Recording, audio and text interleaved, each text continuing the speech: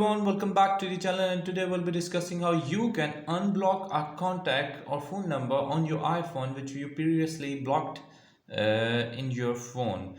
If, for example, anyone is disturbing you and calling you and you have blocked his number previously, but you do not know how you can unblock it, what you need to do is just go to the settings. After going to the settings, you need to swipe up and go to the app section here.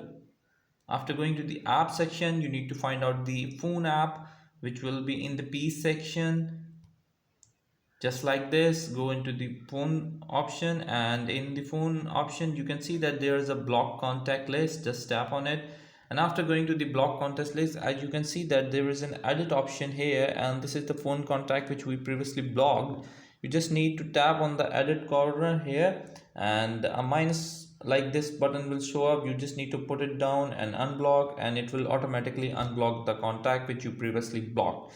So that's way how you can actually block or the unblock the contact. And I hope this video helps you out in unblocking any person you want to in your iPhone. Thank you very much for watching the video. I hope this video helped you out in the problem you are looking for. Please don't forget to like, share and subscribe. Until next video, bye bye.